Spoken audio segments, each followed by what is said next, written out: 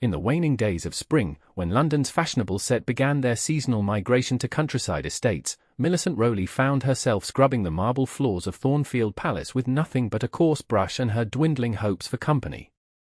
At 22, she had long resigned herself to the life of a palace maid, a position that, while respectable, offered little in the way of adventure or romance. Her small hands, once soft and delicate as befitting her gentle birth, had grown calloused from years of service. Though her father had been a respected gentleman, his death had left his family with naught but debts and distant relations too embarrassed by their circumstances to offer proper assistance. Thus Millicent had entered service at 16, grateful at least for the roof over her head and the protection afforded by royal employment. Millicent! The East Wing sitting room requires attention before the prince returns from his ride, called Mrs. Winters, the housekeeper whose perpetually pinched expression suggested she had been weaned on vinegar rather than mother's milk. Yes, Mrs. Winters, Millicent replied, rising from her knees with as much grace as her stiff joints would allow. She gathered her cleaning supplies, tucking a wayward copper curl beneath her plain white cap before hurrying toward the East Wing.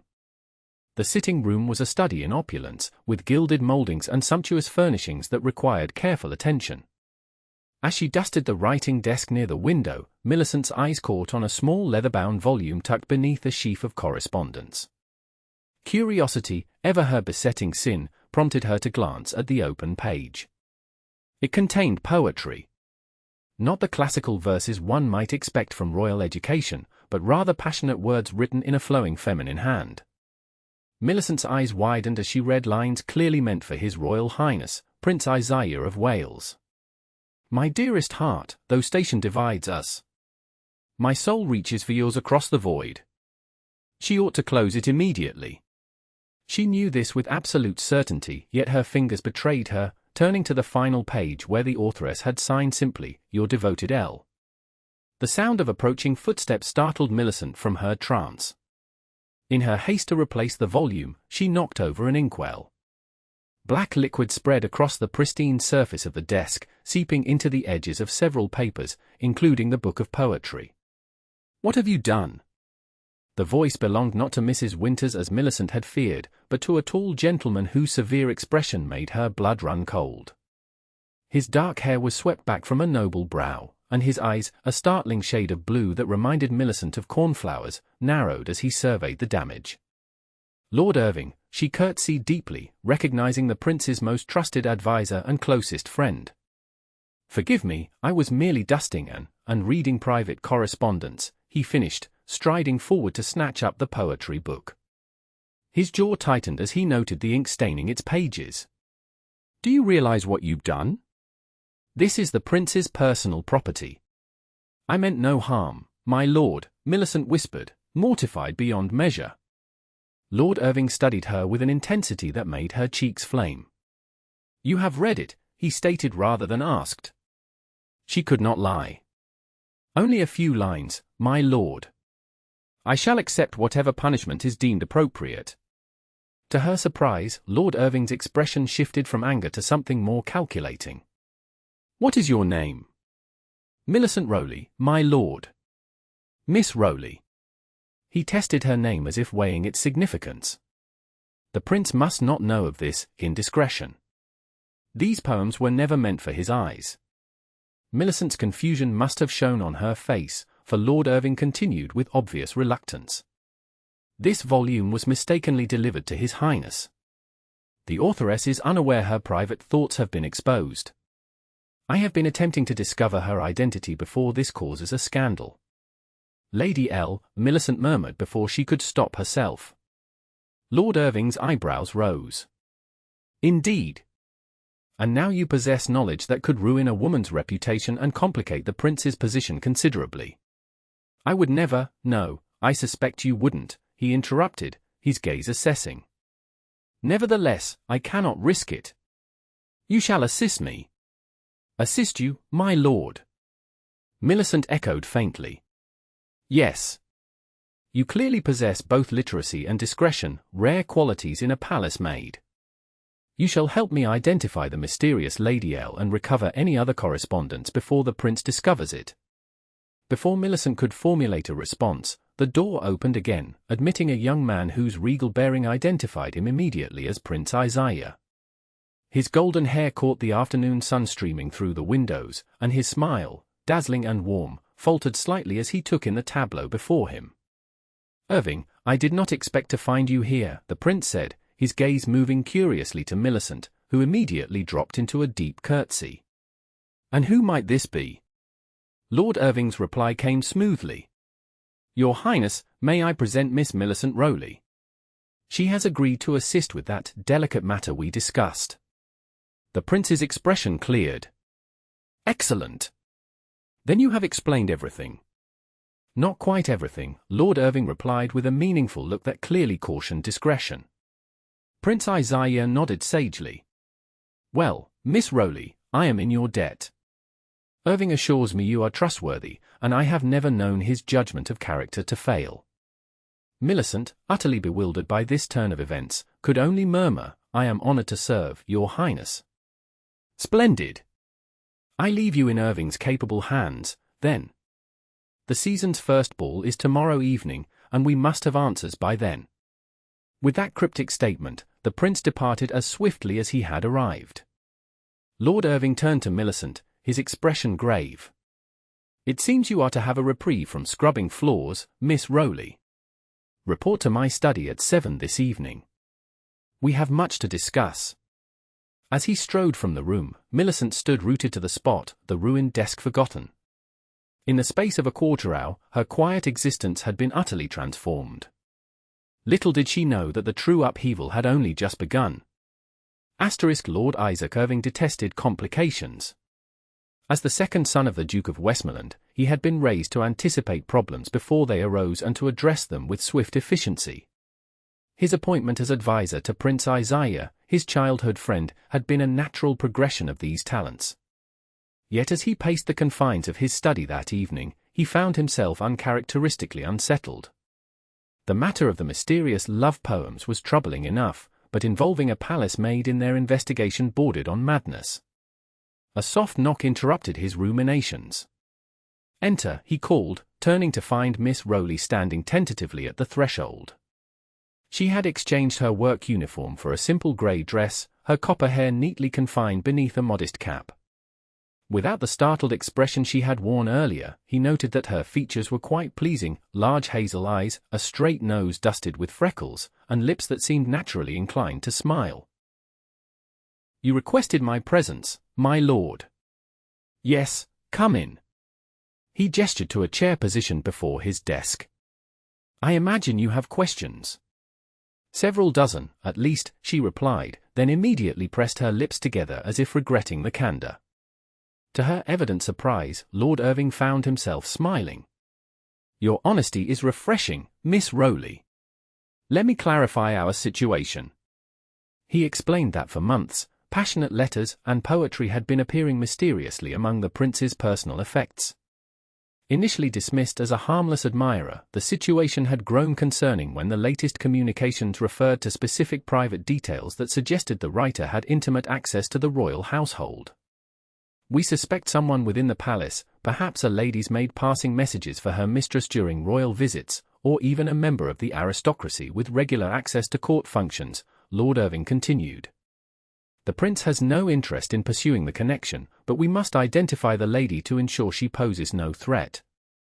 "And what is my role to be?" Millicent asked, her hands folded primly in her lap. "You shall become my assistant in this matter. Your position allows you access to areas of the palace where I cannot go unnoticed. The servants will speak freely in your presence. You will observe and report anything unusual." Millicent tilted her head slightly. "But, my lord, you introduce me to His Highness as if I were already involved in this plan. The prince clearly believes I am more than merely a maid." Lord Irving's lips twitched. "Perceptive. Indeed, I may have implied to His Highness that you are a gentlewoman of reduced circumstances whose connections might prove useful in this investigation." Her eyes widened. "You lied to the prince." "I elaborated upon the truth," he corrected. "Your speech and mannerisms betray education beyond your station." "Am I mistaken?" A flush crept up Millicent's neck. My father was Reverend Thomas Rowley. He believed daughters should be as well educated as sons. As I suspected. For the duration of this investigation, you will assume the role of my distant cousin, temporarily residing at the palace while seeking a position as a companion. This will allow you to move between social worlds. But my duties have been reassigned. Mrs. Winters has been informed that you have been selected for special service to the Crown. His tone brooked no argument. Now, our first task is to attend tomorrow's ball at Pemberley House. The Prince will be there, as will most of the court ladies whose names begin with L. Millicent's face paled. A ball? But I have no suitable attire, nor any knowledge of current fashions or, all arranged, Lord Irving interrupted, opening a side door to reveal a lady's maid standing beside a gown of pale green silk. Miss Collins will assist with your transformation. By tomorrow evening, no one will question your presence among the ton. As Millicent stared at the elegant gown, Lord Irving permitted himself a small smile. Get some rest, Miss Rowley. Your new life begins at sunset tomorrow. After she departed, clearly dazed by these developments, Lord Irving poured himself a measure of brandy. He had not told her everything, of course. The love poems were merely a convenient pretense. His true purpose in elevating Millicent Rowley from servant to lady was far more complex, and potentially dangerous for them both. The transformation wrought by Miss Collins was nothing short of miraculous. As Millicent gazed at her reflection in the looking-glass, she scarcely recognized herself. The green silk gown, with its empire waist and delicate embroidery, lent her figure an elegance she had never imagined possible. Her copper hair had been artfully arranged in a style currently favored by fashionable young ladies, with soft curls framing her face. You clean up admirably, Miss Rowley, Lord Irving remarked from the doorway of her new chambers, quarters typically reserved for visiting ladies of quality. Millicent turned, attempting a proper curtsy despite her nervousness. I fear I shall disappoint you, my lord. I know nothing of ballroom etiquette. You underestimate yourself, he replied, approaching to offer his arm. Remember, you need only observe tonight. Stay near me, speak little, and watch for any lady who shows particular interest in the prince. The carriage ride to Pemberley House passed in tense silence. Millicent rehearsed the story Lord Irving had crafted for her. She was Miss Millicent Rowley of Somerset, distantly related to his mother's family, seeking a position in good society after her father's death left her with modest means. As they arrived, Millicent's courage nearly failed her. The grand manor blazed with light, carriages lined the circular drive, and elegantly dressed guests ascended the marble steps with confident ease. Breathe, Lord Irving murmured as he handed her down from the carriage. You belong here as much as any of them. His unexpected kindness steadied her nerves. Drawing herself up to her full height, admittedly not very impressive, Millicent allowed him to guide her into the glittering ballroom. The herald announced them as Lord Isaac Irving of Westmoreland and Miss Millicent Rowley, causing several heads to turn in curiosity. Millicent kept her gaze modestly lowered, though she was acutely aware of the speculative glances cast in their direction. Lady Penrose approaches, Lord Irving warned under his breath. She fancies herself a poet. Observe her reaction to the prince. A statuesque woman with elaborately dressed dark hair and a crimson gown that bordered on impropriety swept toward them, her smile predatory. Lord Irving, how delightful! And who is your charming companion? Introductions were made, during which Lady Penrose, whose first name was revealed to be Lydia, barely acknowledged Millicent before turning her attention back to Lord Irving. You must save me a dance, my lord. And introduce me to the prince when he arrives. I have a new volume of poetry I should like to discuss with him. Millicent felt Lord Irving's arm tense beneath her fingers. His Highness's literary tastes run more to historical accounts than verse, I believe, he replied smoothly. Lady Penrose's smile tightened. One's tastes can evolve with proper guidance. As the woman moved away, Millicent leaned closer to Lord Irving. She seems rather determined. Indeed. She has pursued the prince for 2 seasons without success. His gaze swept the room. There are at least 5 ladies here whose names begin with Thel. We must observe them all. The evening progressed in a whirl of introductions and careful observation. Millicent met Lady Lucinda Hargrove, a shy young debutante, Lady Lavinia Mortimer, a widow with a musical laugh, Lady Louise Whitmore, who spoke 6 languages and never let anyone forget it, and Miss Lucy Fairchild, whose father's shipping fortune had bought her entree to society despite her common origins. Prince Isaiah arrived fashionably late, creating a stir among the unmarried ladies and their ambitious mothers. Millicent watched as he moved through the crowd with practiced charm, though she noted his smile rarely reached his eyes. When he approached their small group, Lord Irving performed the necessary introductions. The prince's gaze lingered on Millicent with unexpected warmth. "Miss Rowley, I understand you are new to London society," he said. "How do you find it thus far?" "Overwhelming, Your Highness," she answered honestly. "Though educational."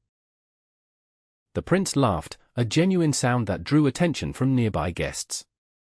"Refreshingly candid. Irving, your cousin is delightful." "She has many admirable qualities," Lord Irving agreed, his tone curiously stiff. "Then you must grant me the honor of the next dance," the prince declared, offering his hand to Millicent. "I insist." Unable to refuse, Millicent found herself being led to the dance floor for a country reel. As they took their positions, she caught sight of Lord Irving's frowning face and the openly hostile glares of several ladies, particularly Lady Penrose. "You must not mind Irving's severity," the prince said as they moved through the figures of the dance. "He takes his responsibilities too seriously. He has been most kind to me, Your Highness." "Has he?" The prince looked genuinely surprised. "That is unusual. Irving rarely shows kindness without purpose." Millicent faltered slightly in her steps. "I'm sure I don't know what you mean." "No? Then perhaps I have misjudged the situation." The prince's expression grew thoughtful. "Tell me, Miss Rowley, what do you know of our investigation?" "Only that we seek a lady who has been sending you the correspondence." "Indeed? And has Irving shared with you the contents of these messages?" "He mentioned poetry, Your Highness." "Nothing more?" The prince nodded, seemingly satisfied. "Good. Some matters are best kept private. I should tell you, though, that our mysterious lady will be identified soon enough. I have my own suspicions." Before Millicent could respond, the dance ended. The prince bowed, then startled her by saying in a lowered voice, "Watch yourself, Miss Rowley. Not everything is as Irving presents it." With that cryptic warning, he moved away, leaving Millicent unsettled as Lord Irving approached to reclaim her. "What did he say to you?" he demanded, guiding her toward the refreshment table. "He spoke of the investigation," she replied carefully, "and suggested that you rarely show kindness without purpose." Something like regret flickered in Lord Irving's eyes. "The prince knows me well." He handed her a glass of punch. "You should also know that Lady Penrose has been watching you with marked displeasure. I believe we may have found our first serious suspect." As if summoned by his words, Lady Penrose materialized beside them, her smile brittle.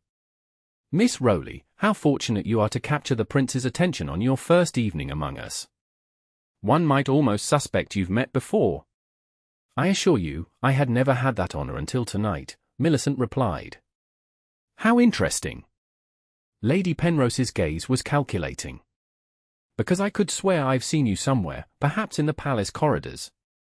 Millicent felt the blood drain from her face. Before she could respond, Lord Irving intervened. "Miss Rowley arrived in London only yesterday, Lady Penrose." "You are mistaken." "Am I? How curious." Her smile turned vicious. "Well, we all make mistakes. Enjoy your brief moment in society, Miss Rowley. Such opportunities rarely last for those without proper standing."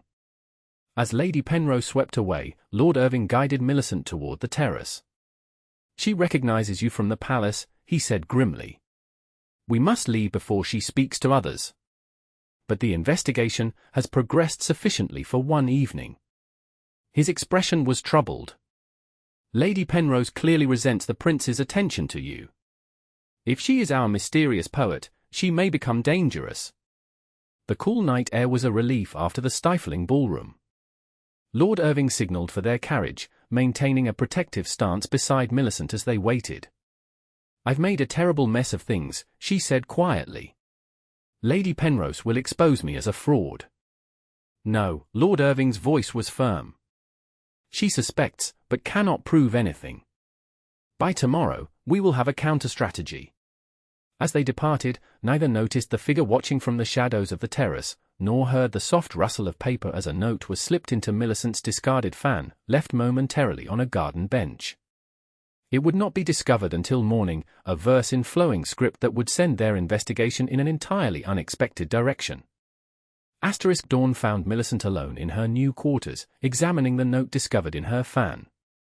The paper was fine, the penmanship elegant, and the message unmistakable: the Maid ascends to gilded halls, while secrets lurk behind palace walls. Be warned, fair impostor with copper crown.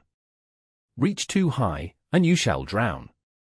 The threat was clear. Someone knew her true identity and objected to her presence among the nobility. More disturbing still was the implication that this person, presumably their mysterious poet, had been close enough to slip the note into her possession without detection.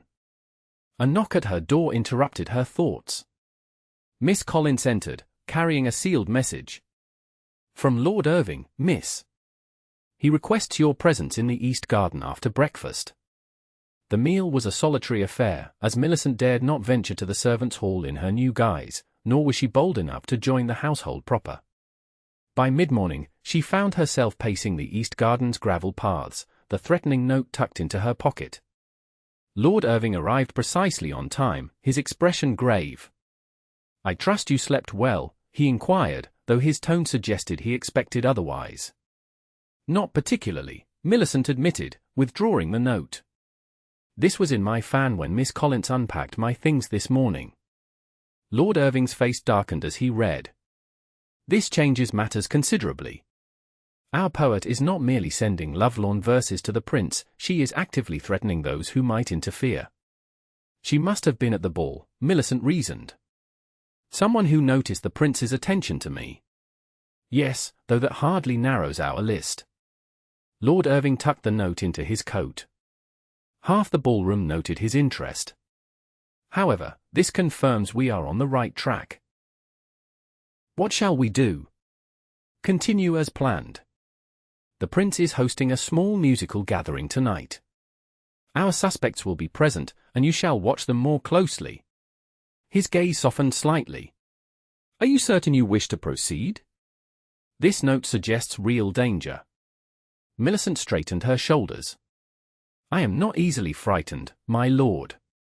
Besides, what alternative do I have? Return to scrubbing floors with this mystery unsolved?" A hint of admiration crossed his features. "Very well. But you must promise to stay near me this evening. No wandering off alone." "As if I would," she replied with more bravado than she felt. Their conversation was interrupted by the arrival of Prince Isaiah, who strode across the garden with purpose. "Irving! Miss Rowley! Just the two people I wish to see." Lord Irving bowed stiffly. "Your Highness. We were discussing tonight's arrangements." "Excellent. I've had a thought about our investigation," the prince announced, his expression animated. "What if our mysterious poetess is not writing to me at all?" Millicent and Lord Irving exchanged confused glances. "I beg your pardon, Your Highness?" Lord Irving asked. "Consider the evidence," the prince continued. "Love poems addressed only to the my dearest heart or the my beloved, never by name. Found in my chambers, yes, but always in common areas where others might see them. What if they were meant to be discovered by someone else entirely?" Lord Irving frowned. "Who would be the intended recipient, then?" "Why, you, of course." The prince clapped his friend on the shoulder. "It makes perfect sense. You are frequently in my chambers, reviewing correspondence and state papers. Perhaps these poems were meant to catch your eye, not mine." Millicent observed with fascination as Lord Irving's complexion took on a distinctly uncomfortable flush. "That is absurd," he protested. Why would anyone use such a roundabout method? Because direct approaches have failed, the prince suggested with a knowing smile. You are notoriously immune to feminine charms, Irving. Perhaps one of your admirers grew desperate. I have no admirers, Lord Irving stated flatly. The prince laughed. Every unmarried nobleman has admirers, whether he wishes to or not. Especially one with your fortune and connections. He turned to Millicent. What say you, Miss Rowley? Does my theory have merit? Put on the spot, Millicent considered her words carefully. It seems possible, Your Highness. Though it would require the lady to have regular access to your private chambers, which narrows our list considerably. Precisely. The prince looked delighted with her response. Only a handful of ladies are permitted such access. We shall observe them closely tonight. After the prince departed, Lord Irving remained uncharacteristically silent, his expression troubled. You disagree with His Highness's theory? Millicent prompted gently. It is fanciful nonsense, he replied tersely. The prince enjoys teasing me about my unmarried state. Nothing more. Yet it would explain why the poems never address the recipient by name, she pointed out. And why our poet feels threatened by my apparent closeness to you, rather than to the prince. Lord Irving's gaze snapped to hers, intense and searching. What do you mean? The note calls me an impostor and warns against reaching too high. If Lady L believes I am your cousin and potential romantic interest, rather than the prince's, her jealousy would be directed at me, not at my supposed connection to royalty. For a moment, Lord Irving seemed genuinely taken aback. That is astute reasoning, Miss Rowley. I may be a maid, my lord, but I am not without intelligence, she replied, unable to keep a trace of hurt from her voice. His expression softened unexpectedly. I have never thought otherwise. Indeed, your insights have proven invaluable. He offered his arm. Shall we continue this discussion over luncheon? I believe we must reconsider our list of suspects. As they walked toward the palace, Millicent found herself acutely aware of his proximity. Lord Irving was not conventionally handsome like the prince, but his strong features and intense gaze held a different sort of appeal. She quickly banished such inappropriate thoughts. Whatever role she was temporarily playing, the reality remained, she was a servant, and he was nobility. No good could come from forgetting that fundamental truth. Little did she know that Lord Irving was engaged in a similar internal struggle, one that would complicate their investigation far more than any anonymous poet ever could. The evening's musical gathering was a more intimate affair than the previous night's ball, with perhaps 40 guests assembled in the palace's music room. Millicent, attired in a becoming blue gown that Miss Collins assured her was the height of fashion, remained close to Lord Irving as they surveyed the attendees. Lady Penrose has brought her niece, Lord Irving observed, nodding toward the entrance where the lady in question was introducing a young woman to the prince. Miss Laura Hinchliffe. Recently arrived from Bath, if I recall correctly. Another L, Millicent murmured. And with direct access to Lady Penrose, who frequently visits the palace. Indeed. An excellent candidate for our poetess. Lord Irving guided her toward a cluster of chairs near the pianoforte. Let us observe her interactions with the prince, and with me. The musical program began with a talented young lady performing a complex piece on the harp. As the music filled the room, Millicent took the opportunity to study Miss Hinchliffe. The girl was pretty in a conventional way, with blonde ringlets and a demure countenance that nonetheless failed to conceal her evident excitement at being in royal company. When the first performance concluded, guests mingled during a brief intermission. Lady Penrose wasted no time in steering her niece directly toward Lord Irving. My lord, you remember my niece, Miss Hinchliffe. Lady Penrose's smile was saccharine. Laura, Lord Irving is the prince's closest advisor. You must tell him about your poetry, he has such refined literary tastes. Miss Hinchliffe blushed prettily. Aunt Lydia exaggerates my modest talents, my lord. I merely compose verses for family occasions. Miss Hinchliffe is too modest, Lady Penrose insisted. She has quite a gift with romantic verse, though at 18, one wonders where she finds her inspiration. The young lady's blush deepened. Really, aunt, you shall make Lord Irving think me forward. Lord Irving's expression revealed nothing as he performed the necessary introduction of Millicent. Miss Hinchliffe, may I present my cousin, Miss Rowley? The girl curtsied politely, but Lady Penrose's gaze sharpened. Cousin? How interesting. The connection must be quite distant. I'm familiar with most branches of your family tree, my lord, yet I've never heard mention of the Rowleys. My mother's second cousin's family, Lord Irving replied smoothly. From Somerset. Somerset, Lady Penrose repeated, her tone making clear her skepticism. How rustic. Tell me, Miss Rowley, which part of Somerset claims your family? Before Millicent could respond, a commotion near the refreshment table drew everyone's attention. One of the footmen had apparently collided with Lady Louise Whitmore, spilling wine across her elaborate gown. The lady's outraged exclamations filled the room. That poor boy will be dismissed by morning, Lady Penrose remarked with malicious satisfaction. Lady Whitmore never forgives an insult, however unintentional. Millicent watched as the young footman apologized profusely, his face ashen. Without conscious thought, she stepped forward. Perhaps I might assist? I know a remedy for wine stains that works admirably if applied quickly. Before anyone could object, she approached Lady Whitmore, speaking in the deferential tone she had perfected through years of service. My lady, if you would permit me to help? Salt applied immediately will prevent the stain from setting. Lady Whitmore's imperious gaze swept over Millicent. And who might you be? Miss Rowley, my lady. Lord Irving's cousin. Something like recognition flickered in the woman's eyes. Irving's cousin? Well, I suppose you may try your country remedy. Better than standing here on display. Millicent signaled to a nearby servant for salt, then accompanied Lady Whitmore to an antechamber where the stain could be addressed discreetly. As she worked, the older woman studied her with undisguised curiosity. You have done this before, Lady Whitmore observed. Your hands move with practiced efficiency. My father was a clergyman, my lady. We lived modestly and could not afford to replace garments ruined by carelessness. It was not entirely a lie. A clergyman's daughter, yet cousin to Lord Irving. Lady Whitmore's tone was skeptical. How convenient. Millicent kept her expression neutral. The connection is distant, as his lordship explained. Lady Whitmore's gaze was calculating.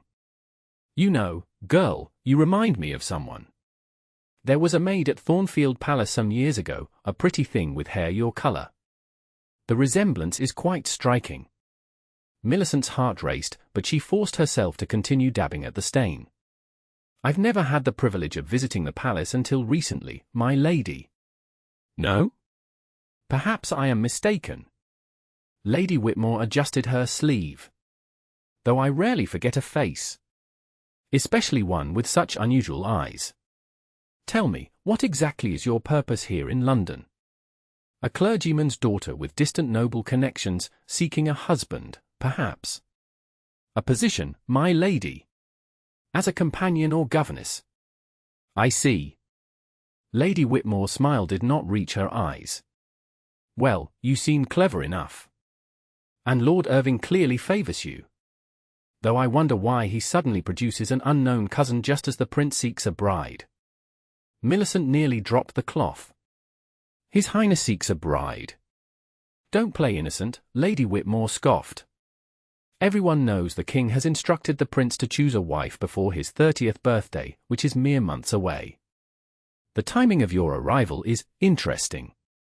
Before Millicent could formulate a response, the door opened to admit Lord Irving, his expression concerned. Is everything all right, Miss Rowley? You've been absent for some time.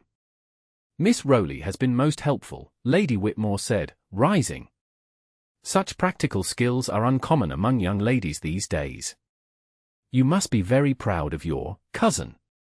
The emphasis she placed on the final word was unmistakable. With a regal nod, she swept from the room, leaving Millicent and Lord Irving alone. "What did she say to you?" he demanded, closing the door. Millicent sank into a chair. "She suspects my identity. And she believes I've been brought here as a potential bride for the prince." Lord Irving's expression darkened. "That is precisely the rumor I feared would emerge. The timing is unfortunate." "Is it true?" "About the prince needing to marry?" "Yes," he admitted. "Though that has nothing to do with your presence here." "Doesn't it?" Millicent challenged, suddenly weary of half-truths. "My lord, I cannot help but feel there is more to this investigation than you have shared. Lady Whitmore clearly believes I am being presented as a matrimonial prospect, Lady Penrose is suspicious of my supposed relation to you, and now this threatening note. What is really happening?" Lord Irving studied her for a long moment, conflict evident in his features. Finally, he sighed. "You deserve the truth, Miss Rowley. But not here. Meet me in the library at midnight, after the guests have departed. I shall explain everything then." As he offered his arm to escort her back to the music room, Millicent could not shake the feeling that her life was about to change once again, and this time, there would be no returning to her former existence, regardless of what Lord Irving revealed. The palace library at midnight was a study in shadows and secrets. Millicent slipped through the door, her borrowed shawl wrapped tightly around her shoulders against the evening chill. A single lamp burned on a distant table, illuminating the tall figure of Lord Irving as he stood gazing out the window. "You came," he said without turning. "I wasn't certain you would." "I want the truth," Millicent replied simply, drawing closer. No more half-explanations or convenient omissions. Lord Irving turned to face her, his expression grave. "Very well.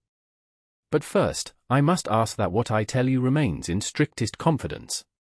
Lives, including your own, may depend upon it. You have my word." He gestured for her to sit, then took the chair opposite her. "The love poems are real," he began. "They have indeed been appearing in the prince's quarters for several months. However, our concern is not the identity of some lovelorn lady, but rather what information she might be passing to others." Millicent frowned. "I don't understand." "We have reason to believe that hidden within these seemingly innocent verses are coded messages about the prince's movements and activities. Messages that could be used by those who wish him harm." "You suspect treason?" Millicent whispered, aghast. "We suspect espionage," Lord Irving corrected. "There are foreign powers who would benefit greatly from advanced knowledge of the prince's diplomatic engagements or private conversations with ministers. And you believe this spy is a lady of quality, with access to the palace. It is the most logical explanation. The notes appear in places where servants rarely go unobserved, yet where a lady visiting the palace might step aside unquestioned." He leaned forward. "Your discovery was fortuitous. We needed someone who could move between worlds, observing the ladies without arousing suspicion, yet familiar enough with servants' routines to note anything unusual." Millicent absorbed this information slowly. "But why maintain the pretense that I am your cousin? Surely there are actual ladies who could assist you." Lord Irving's gaze dropped briefly. "The fiction was necessary for several reasons. First, it explains your presence at social events where the suspects gather. Second, it protects you should the true nature of our investigation be discovered. And third," Millicent prompted, sensing he was withholding something. "Third," he admitted reluctantly, "the prince suggested that my sudden interest in an unknown young lady might flush out our poetess through jealousy." Using me as bait, Millicent concluded flatly. "The threatening note suggests the strategy is working." "Yes, though not as we anticipated. The threat indicates our poetess feels personally affronted by your closeness to me, rather than to the prince. This supports His Highness's theory that I am the intended recipient of the messages. Or that she fears I might interfere with her access to the palace," Millicent countered. "If she recognizes me as a former maid, she may worry I'll expose her methods." Lord Irving nodded thoughtfully. "A valid point. Either way, you have become a target, which is why I felt you deserved the complete truth. I appreciate your candor, belated though it may be. Millicent wrapped her shawl more tightly around herself. What happens now? We continue as planned. Tomorrow night is Lady Hargrove's garden party. All our suspects will be present, including the two we haven't yet observed closely, Lady Lucinda and Miss Lucy Fairchild. He hesitated. But if you wish to withdraw from this investigation, I would understand completely. Millicent considered the option for only a moment before shaking her head. I will see this through, my lord. If someone is threatening the prince, I cannot in good conscience step aside. Relief visibly passed over Lord Irving's features. Your courage does you credit, Miss Rowley. Not courage, she corrected. Duty. And perhaps a desire to prove that even a maid may serve her country with more than just a scrubbing brush. You have already proven that beyond question. Lord Irving's voice had softened to a tone Millicent had never heard from him before. Indeed, you have shown more intelligence and resourcefulness in these few days than many who have served in official capacities for years. The unexpected praise brought warmth to Millicent's cheeks. You are too kind, my lord. Irving, he said suddenly. When we are alone, I wish you would call me Irving. The formality seems absurd given our shared confidences. Millicent's eyes widened at the impropriety of such familiarity. I couldn't possibly, please, he interrupted. Consider it a small acknowledgement that our relationship has transcended its original parameters. The word relationship hung between them, laden with unspoken implications. Millicent found herself unable to meet his intense gaze. Very well. Irving, she conceded, the name feeling strange on her tongue. But only in absolute privacy. A smile transformed his usually severe countenance. Thank you, Millicent. The sound of her given name in his deep voice sent an unexpected shiver down her spine, one that had nothing to do with the night's chill. It grows late, she said, rising abruptly. I should return to my quarters before my absence is noted. Of course. He stood as well, moving to extinguish the lamp. Rest well. Tomorrow may prove challenging. As they parted at the library door, Millicent could not help but feel that something fundamental had shifted between them, something that complicated their investigation in ways neither had anticipated. Whether this development would aid or hinder their mission remained to be seen. What was certain, however, was that Millicent Rowley, once a simple palace maid, had embarked on a path from which there could be no return. Lady Hargrove's garden party was the highlight of the early summer season, famous for its lavish refreshments, exquisite music, and the strategic placing of small pavilions throughout the grounds to facilitate private conversations of both innocent and clandestine varieties. Millicent, attired in a gown of pale lavender that complemented her coloring perfectly, found herself the object of considerable curiosity as she arrived on Lord Irving's arm.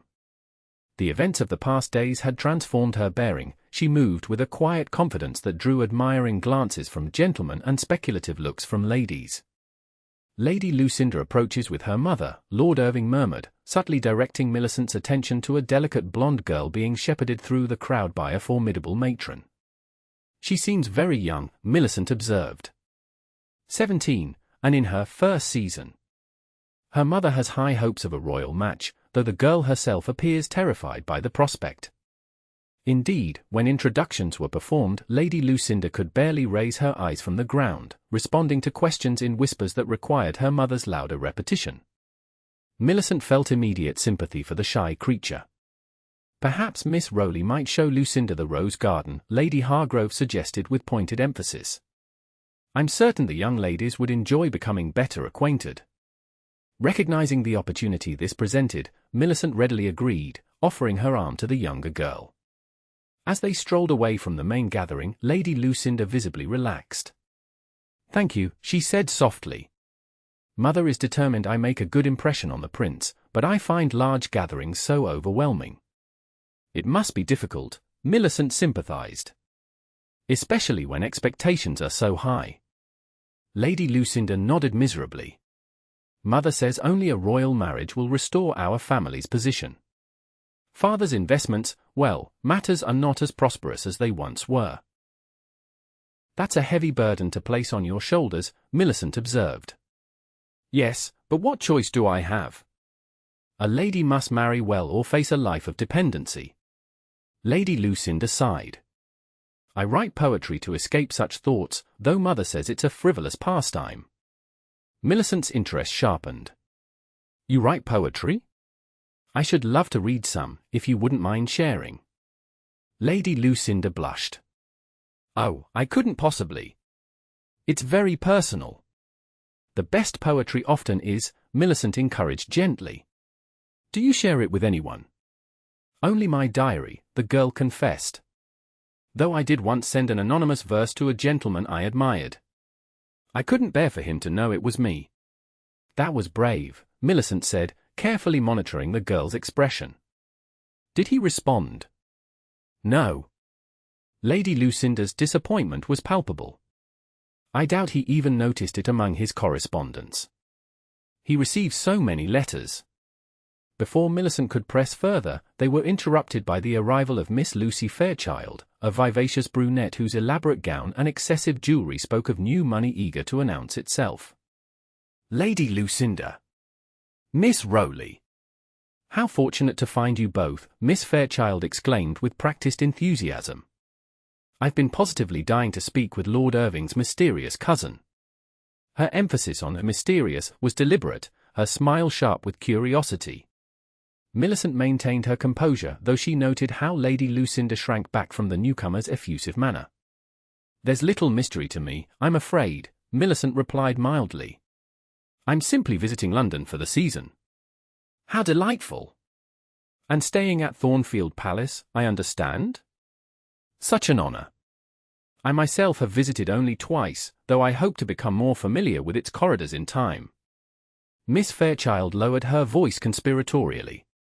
Between us ladies, I believe the Prince has taken notice of me. At the Pemberley Ball, he complimented my gown most particularly. His Highness is known for his gallantry, Millicent responded neutrally. Indeed, though in my case, I sense a deeper interest. Miss Fairchild adjusted her shawl with studied casualness. I've taken to sending him little tokens of appreciation. Nothing forward, of course, merely small gifts to express my admiration. A gentleman appreciates a lady who makes her interest known, don't you agree? Lady Lucinda looked scandalized by such boldness, but Millicent seized the opportunity to probe further. What sort of tokens, if I may ask? Oh, this and that, Miss Fairchild replied vaguely. Books of poetry, primarily. His Highness has refined literary tastes. Millicent exchanged a glance with Lady Lucinda, whose expression had grown increasingly uncomfortable.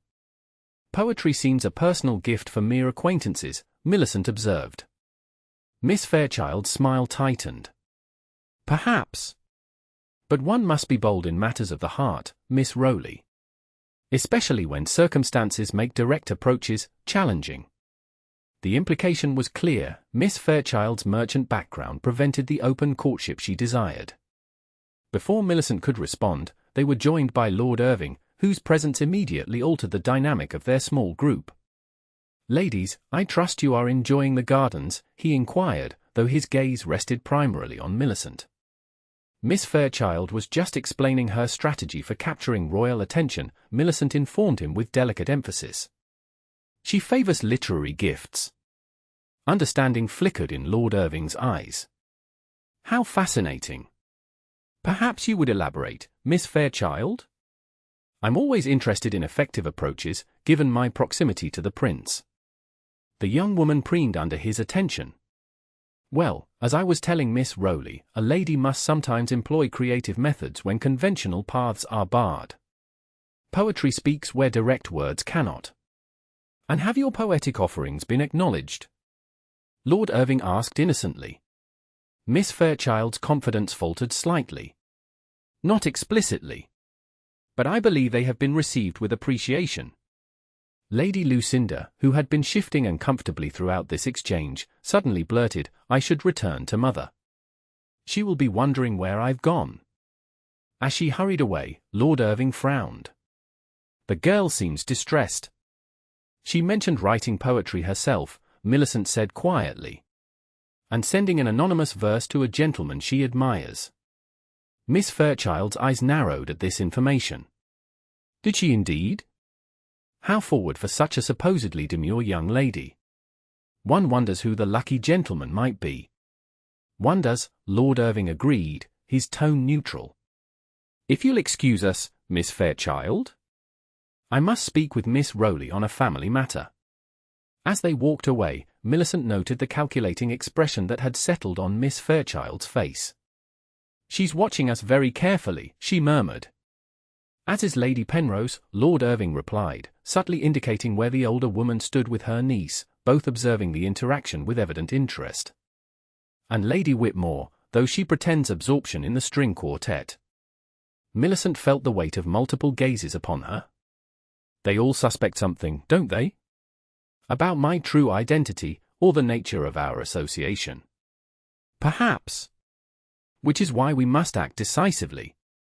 Lord Irving guided her toward a secluded arbor, away from prying eyes. The prince received another poem this morning. From our mysterious hell. Yes, but with a significant difference. His expression grew serious. This one mentioned you by name. Millicent's blood chilled. What did it say? Nothing overtly threatening, but the implication was clear. The poetess views you as an obstacle to be removed. He withdrew a folded paper from his coat. Read it yourself. The verse was composed in the same flowing hand as the previous note. The copper-haired pretender plays at love. A maid in lady's clothing, like a dove. That dons an eagle's feathers for disguise. Yet truth, like sunrise, cannot be concealed. By midnight next, all secrets shall be revealed. By midnight next, Millicent repeated, her voice steady despite her racing heart. That's tonight. Yes. Which means our poetess plans to expose your true identity at this very gathering. Lord Irving's gaze was intense as it met hers. We must discover her before she acts. Millicent considered the verse carefully. This confirms she knows I was a maid. That narrows our suspects to those who regularly visit the palace. Lady Penrose, Lady Whitmore, and potentially Miss Fairchild through her father's court connections, Lord Irving enumerated. Though Lady Lucinda's distress suggests she may know more than she admits. Or she may simply be an innocent girl overwhelmed by societal expectations, Millicent countered. Her poetry seemed genuinely personal, not political. Lord Irving nodded thoughtfully. Your instincts have proven sound thus far. How do you suggest we proceed? The question surprised Millicent, who had grown accustomed to following his lead. I believe we should separate, she said after a moment's consideration. You should speak privately with Lady Lucinda. Her shyness might yield to direct questioning from someone she admires. Meanwhile, I'll engage Lady Whitmore. Her comment about recognizing me suggests she may have been observing palace servants with unusual attention. A sound strategy, Lord Irving agreed. But what of Lady Penrose and Miss Fairchild? We shall need the prince's assistance for them, Millicent decided. If His Highness were to show particular attention to Miss Fairchild, her reaction might reveal whether her interest is genuine or masks ulterior motives. And Lady Penrose? She clearly resents my supposed connection to you. Perhaps if that connection were to appear strengthened, her jealousy might provoke revealing behavior. Lord Irving's eyebrows rose. You suggest we present ourselves as romantically attached.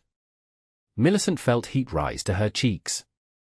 Merely as a strategy to provoke reaction. Nothing more. Of course. Was it her imagination, or did disappointment briefly cross his features? I shall speak to the prince immediately. Meet me by the main fountain at 11. That will give us an hour before our poetess's deadline. As they parted ways, Millicent couldn't help but wonder if she had just proposed a far more dangerous game than their investigation had initially seemed. For while the threat of exposure loomed large, it paled in comparison to the growing danger to her heart. The evening progressed with increasing tension as Millicent and Lord Irving implemented their strategy. The prince, intrigued by their suspicions, readily agreed to pay marked attention to Miss Fairchild, drawing the young woman into extended conversation that left her glowing with triumph. Meanwhile, Millicent approached Lady Whitmore, who sat observing the gathering with shrewd eyes. "May I join you, my lady? The gardens are lovely, but I find the crush of people somewhat overwhelming." Lady Whitmore gestured to the empty chair beside her. "By all means, Miss Rowley. I prefer to observe rather than participate in such frivolities myself." "You see much from this vantage point," Millicent commented. "I imagine little escapes your notice." "Very little," the older woman agreed with a thin smile. "For instance, I notice that Lord Irving watches you with marked interest whenever you are separated. Most unusual for a man known for his indifference to feminine charms." Millicent feigned embarrassment. "My cousin is merely concerned for my comfort in unfamiliar surroundings."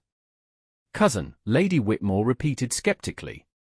"You know, Miss Rowley, I pride myself on my memory. Particularly for faces. And yours troubles me greatly." "In what way, my lady?" "It suggests either remarkable coincidence or deliberate deception." Lady Whitmore leaned closer. 3 years ago, I observed a maid at Thornfield Palace with your exact countenance. She attended Lady Penrose during a weekend gathering. I recall because the girl displayed unusual intelligence for one of her station." Millicent's heart thundered, but she maintained her composure. "How extraordinary! Perhaps a relative of mine sought employment there. My family's circumstances have not always been comfortable." "Perhaps," Lady Whitmore conceded, though her expression remained dubious.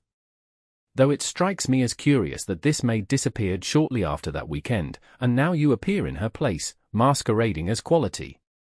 You seem remarkably well informed about palace servants, my lady."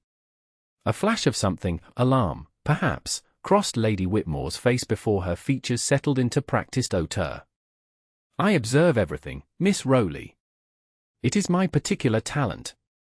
For instance, I observe that Lady Penrose grows increasingly agitated by your presence here, while her niece appears positively terrified whenever the prince approaches."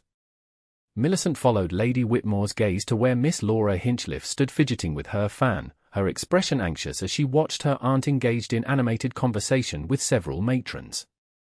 "The girl seems nervous by nature," Millicent remarked. "Or burdened by secrets not of her choosing," Lady Whitmore suggested enigmatically. She rose abruptly. "This conversation has been most illuminating, Miss Rowley. I suggest you watch the clock carefully this evening. Midnight approaches more swiftly than one might wish." With that parting shot, she swept away, leaving Millicent unsettled by the encounter. She had learned little concrete, yet Lady Whitmore's interest in palace servants struck her as suspicious. More troubling was her pointed reference to midnight, an acknowledgement of the threat Millicent had received. Across the garden, Lord Irving appeared to be concluding his conversation with Lady Lucinda. The girl's face was flushed, her manner distressed as she hurried away from him. He caught Millicent's eye and gave a subtle nod toward the fountain. As Millicent made her way through the crowd, she noticed Miss Laura Hinchliffe slip away from the main gathering, heading toward a secluded pavilion at the garden's edge. Acting on instinct, Millicent changed course to follow, careful to maintain a discreet distance. The pavilion stood partially obscured by flowering shrubs, offering privacy for clandestine meetings. Millicent approached cautiously, hearing the murmur of voices from within. She positioned herself behind a large rhododendron, close enough to listen without being observed. "Cannot continue this deception," Miss Hinchliffe was saying, her voice tremulous. "It was wrong from the beginning, and now innocents are being threatened." "Control yourself," came the sharp reply. Millicent stiffened as she recognized Lady Penrose's distinctive tone. "Everything has proceeded according to plan. The information has been delivered precisely as requested. But the poems were never meant to cause harm." "You said they were merely to gauge the prince's interest, naive child," Lady Penrose interrupted with evident disdain. "Did you truly believe a foreign gentleman would pay so handsomely merely to determine if the prince might find you suitable? The coded information hidden in your verses has proven far more valuable than your matrimonial prospects." Millicent's breath caught. Here was confirmation of their suspicions. Lady Penrose had been using her niece's poetry to pass information to foreign agents. I want no more part in this, Miss Hinchliffe declared with unexpected firmness. And I shall tell Lord Irving everything unless you cease immediately. You will do no such thing, Lady Penrose hissed. Your involvement is as treasonous as mine. Do you imagine they will spare you because of your youth? Both our heads would roll. Better that than continue betraying my country. The young woman's voice broke. I thought only to secure a future through marriage. I never intended treason. It's far too late for regrets, Lady Penrose retorted coldly. Besides, our arrangement concludes tonight. Once Miss Rowley is exposed as an impostor, attention will focus on her deception rather than our activities. By tomorrow, we shall be safely away from London. I won't help you destroy an innocent woman's reputation, Miss Hinchliffe protested. Revealing her as a former maid serves no purpose except cruelty. It serves to divert attention, Lady Penrose corrected. And you need not help.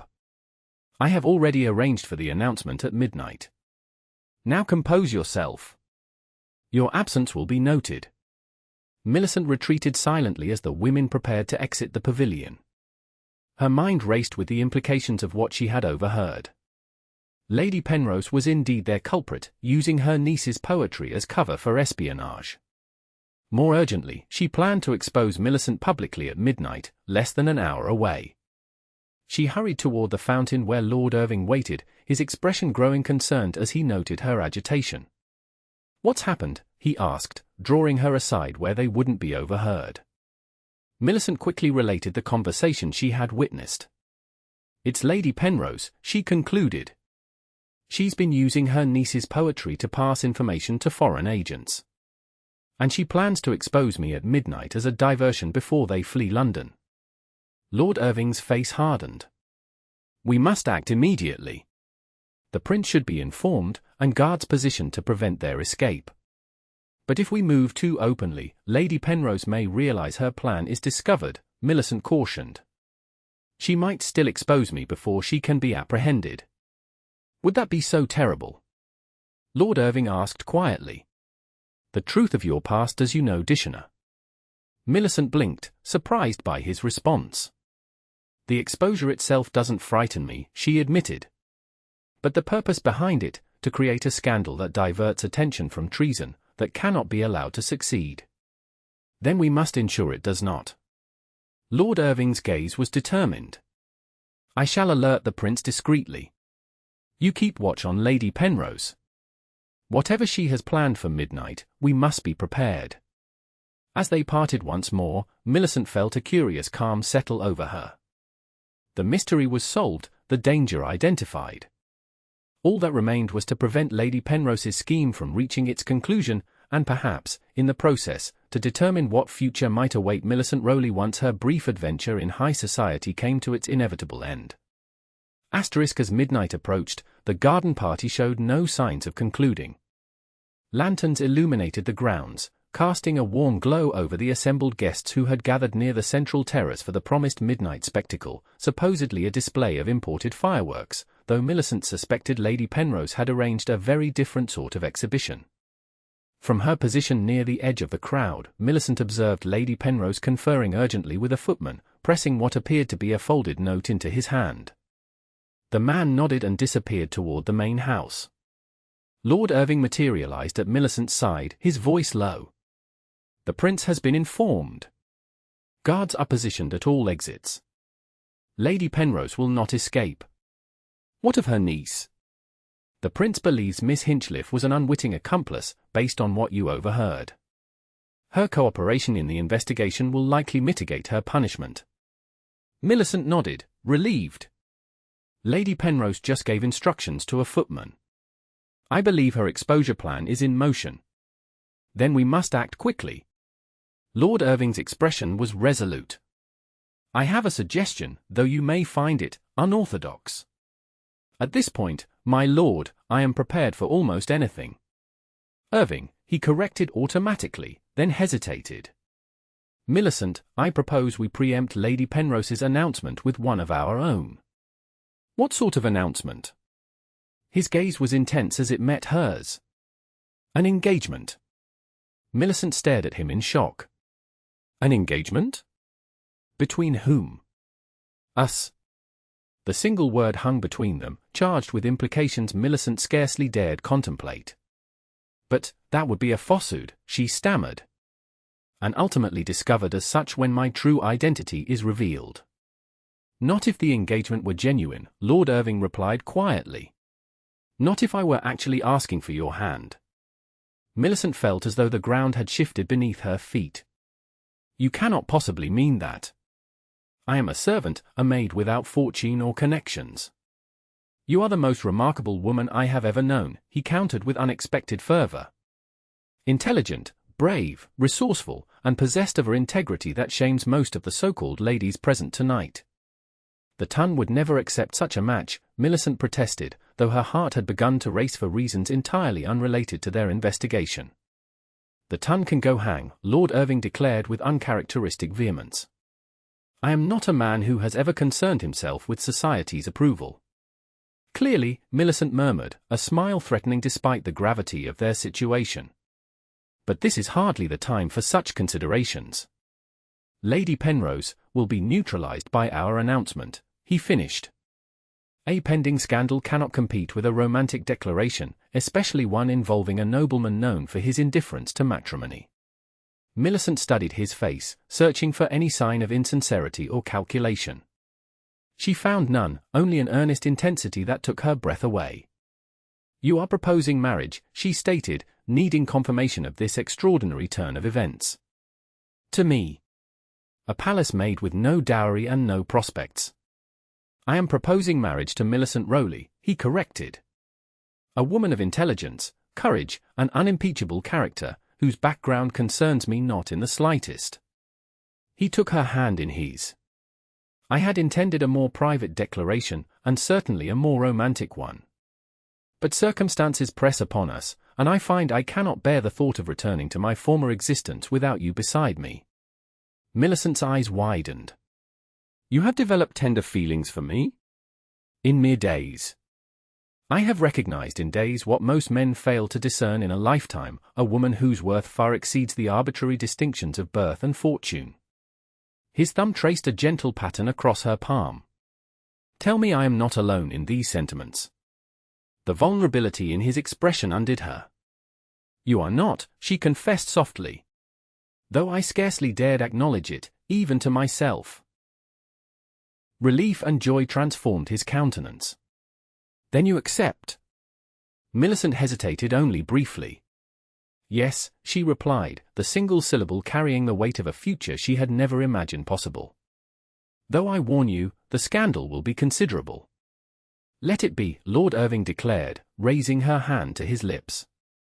Some scandals are worth enduring. A bell began to toll, signaling midnight's arrival. Lord Irving nodded toward the terrace, where Lady Hargrove was preparing to announce the fireworks display. Shall we? With newfound confidence, Millicent allowed him to escort her through the crowd, which parted before them with murmurs of curiosity. As they reached Lady Hargrove, Lord Irving spoke quietly to their hostess, whose expression shifted from surprise to delight. Ladies and gentlemen, Lady Hargrove announced, her voice carrying across the hushed gathering.